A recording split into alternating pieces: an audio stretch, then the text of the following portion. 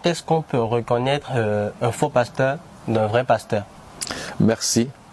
Comment reconnaître un faux pasteur d'un vrai pasteur? Je vais prendre d'abord une illustration de la parole de Dieu où on a dit alors vraiment le semeur a semé une bonne semence dans son champ. Mais le malin est venu après, il a livré. Il était difficile alors de reconnaître l'ivraie de la vraie semence. Et qu'est-ce que le Seigneur a dit? Il dit laissez les deux croître ensemble. Jusqu'à un moment alors vraiment de la maturation ou de la moisson, on pourra maintenant reconnaître le vrai du faux. Mais au début, ce serait difficile. On risque alors vraiment de perdre alors le vrai et du faux.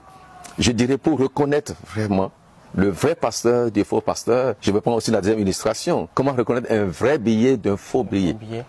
Pour reconnaître alors vraiment un faux billet, il faut alors focaliser toute ton attention à reconnaître le vrai billet. Ne t'intéresse pas au faux billet parce que le faux billet d'aujourd'hui ne sera pas aussi alors conforme au faux billet de demain. Mais le vrai sera toujours le vrai. Et donc, il faut reconnaître le vrai. Et quand tu tomberas sur le faux, tu le sauras. Je donnerai un exemple qui m'a touché profondément et jusqu'à ce jour, je me dis comment il a su reconnaître alors ce billet comme alors vraiment un vrai et non comme un faux. C'est-à-dire, il y avait un aveugle qui était vraiment un excellent musicien. Et le jour, vraiment, il a fait une prestation, on voulait alors le payer. Et celui qui voulait le payer dit, bon, je vais le piéger pour voir est-ce qu'il pourra reconnaître.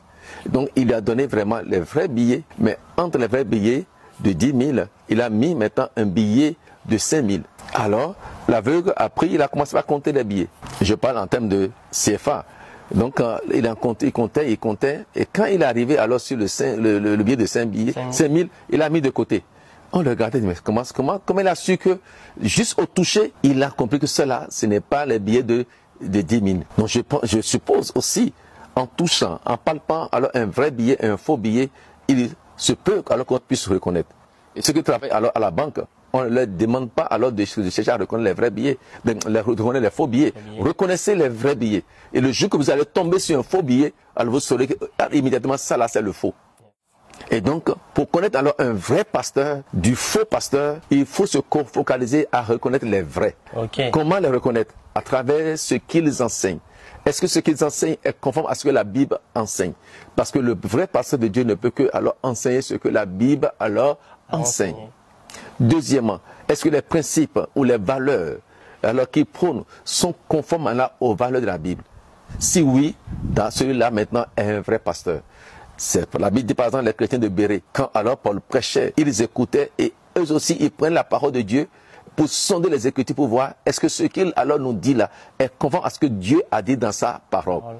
Parce que toutes choses passeront, mais la parole de Dieu ne passera jamais. Elle est le même hier, elle sera toujours le même aujourd'hui, elle sera le même demain. Et donc, je vais me résumer, pour reconnaître alors les faux pasteurs, il faut essayer alors de connaître les vrais pasteurs. Et le jour que vous tomberez sur un faux, il aura l'intuition. Est-ce que vous savez que notre esprit nous parle, notre conscience nous parle. Et nous avons aussi le Saint-Esprit en nous qui nous parle. Si tu es un enfant de Dieu, tu as l'Esprit de Dieu. La Bible dit que notre esprit, il sonne la profondeur de Dieu pour connaître les révélations de Dieu afin alors de pouvoir alors nous les communiquer. Et donc j'ai l'assurance que si vraiment tu connais la parole de Dieu, lorsque tu tombes sur un faux pasteur qui enseigne maintenant alors des hérésies, des fausses doctrines, tu sauras ça là, ce n'est pas vrai. Deuxièmement, tu as le Saint-Esprit qui est en toi, qui alors pourra te dire que l'esprit qui est en lui n'est pas conforme à l'esprit de Dieu qui est en toi. Et donc, il y a aussi un feeling intérieur qui te permet alors de reconnaître le vrai du faux.